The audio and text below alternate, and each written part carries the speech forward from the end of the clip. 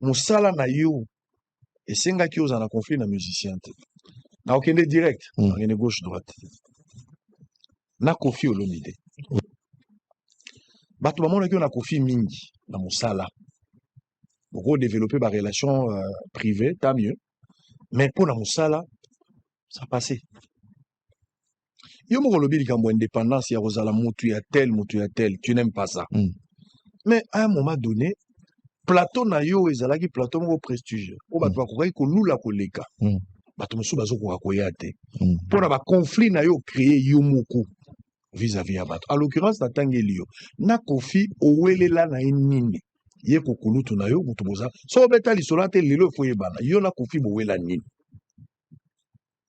sango eza likambo na loba jamais opao apesanga kuna tanga komona communiquer mo ebimaka boye soki nini azobeta hippodrome ekundi biloko tout à l'aise parce que je voulais aussi lui montrer que non sans pour autant tanga komono mais c'est déjà passé je ne pense non yo to mto faire pasango yede mto faire pasango na koma obenga ye pour camoufler na mo obenga papa na Nike on a papa Diddy Stone Nike c'est mieux ego des doigts Nike moi na Diddy Stone comme on dit Diddy Stone Nike ok voilà c'est le seul artiste où on a été plus loin en tant que solo. C'est on va plus loin. Mais je ne saurais dévoiler ici pour un respect na yena yanga. On a été un record ya ma solo. C'est-à-dire que je me souviens une fois, je sais pas, j'allais dans le Cameroun parce que moi j'aime les débats. Na ya pena na tongo vraiment yebikene na ala na likona na kitite. Toi na rendez-vous na bitena na pasana mona auto solo. Affaire nini c'est tout sur la carte tout ça échange na il ko réfléchira bien ok nazo kita bakikotsa ngai to pe mana ye abosa un jour en monté je crois de 8h à tiba 14h on parlait de tout et de rien tina ba niveau à masolo na websa yo o na betana mututi vu nanga il s'est passé un truc dans le groupe 42 to alara loka yangai ngalo wana lobaka makambo ebele sans lunettes ni gants il y a de ces gens ceux qui azomona ke ya ozana kilo o na tiaza na ngoti ya olibalikamu adembele pananga mwana mwasi moko na mwana mobali moko bakamata ba voice o ngana loba j'étais au regret ya omona comportement ya vieux na tindango comme ça na vana na parler bosango na ebisio mais eyindati na tilokola tongi Koffi alobi boye sur Cindy nya écrit tolé écrit et lui il n'avait pas aimé bon toko kuta na biso to solo la akena na ngomba mona justice je mona vanda mais attends mutazu goma ba yaka zo ebongo te sango na biso ata 5 mecs mususu molika ba jaba na mai na biso ba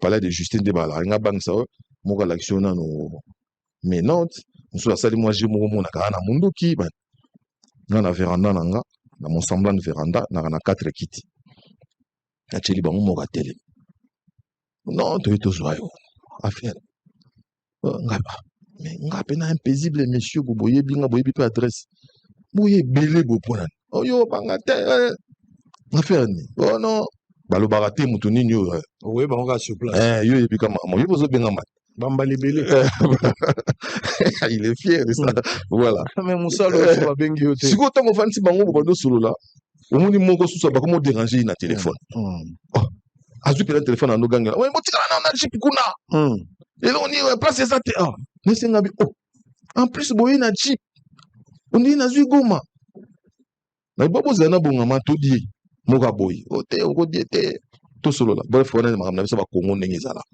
na yo benga master nanga ya avocat de surcroît maître Edo Pengele que je salue abinanga te ikokena bango ndenge wana te zala bo solo tango ba bouchon ya la ina te ayo ya rapide solo na bango tala boye non il fallait mon ticket ti montana bango ebika ba na mutuna bango ba yepa na ti lokole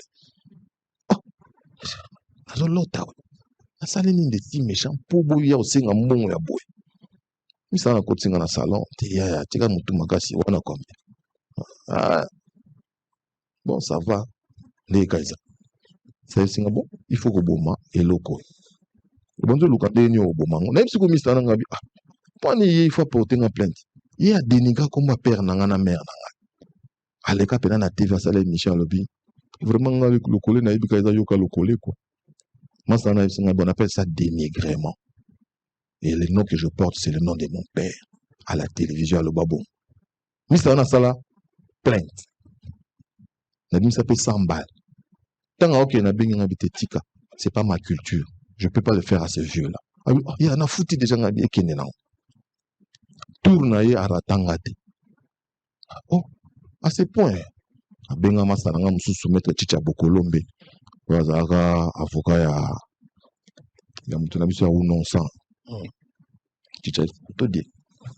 Na ya na kota na mona na palais de justice. Nga na yebisa juge. Mais l'autre partie est où maître? Mais c'est ngabi Kofi Olomide, il va pas venir. Il a cherché juste à m'effrayer. Voilà, Yondo. Il regarde la relation dans un bien que j'ai été, je sais comment peut-être j'ai merdé, excusez-moi de dire à la télé. Mais c'est une invité. À ça, il n'est qu'à jouer en réalité. Non, on arrive là dans 20 minutes. 20 minutes, on est quelque part là. Bon, tu vas le mettre, Chichi. 20 minutes, t'apprends. Brrr. Mon pas. J'ai rêve ou quoi? Aïe, solo. Oh, yeah. Et là-bas, commandant d'âme.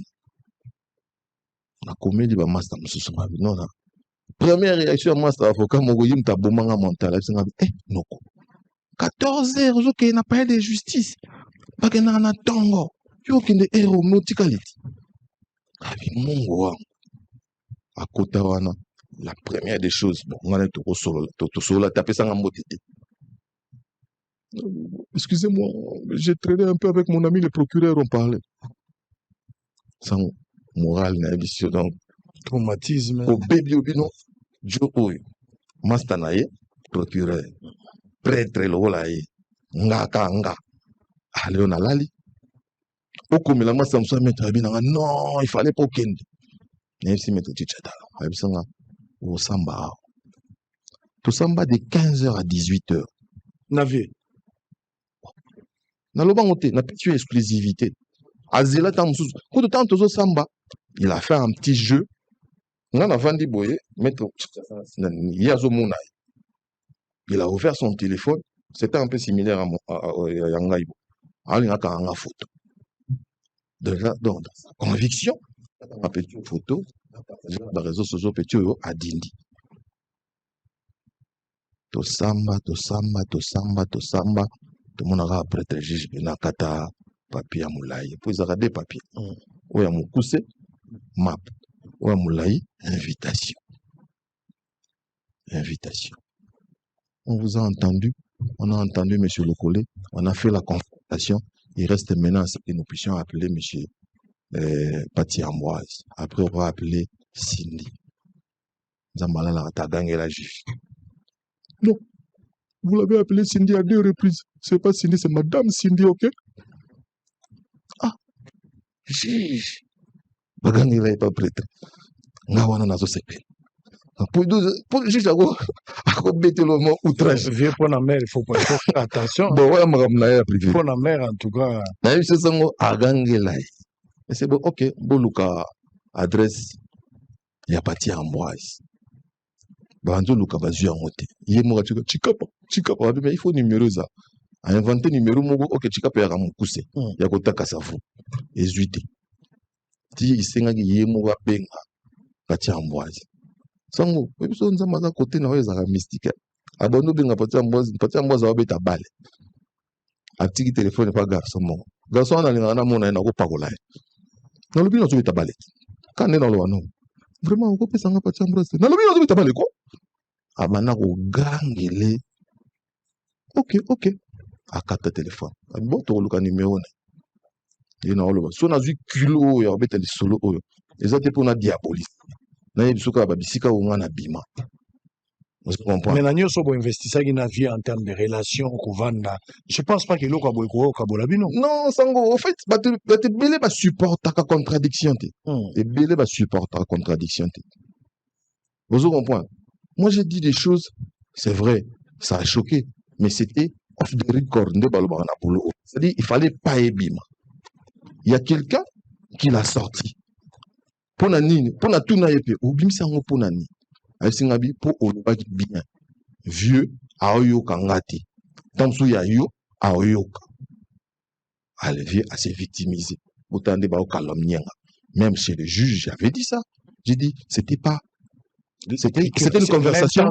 Voilà, c'était une conversation privée. Il y a une conversation publique. Et plus loin, c'était une émission que j'avais faite, na balancé moi. Et ça m'a dédouané quelque part. Et au fur et à mesure, apparemment, il y a et j'ai milité, j'ai lutté pour que va classer problème. Relation degré zéro.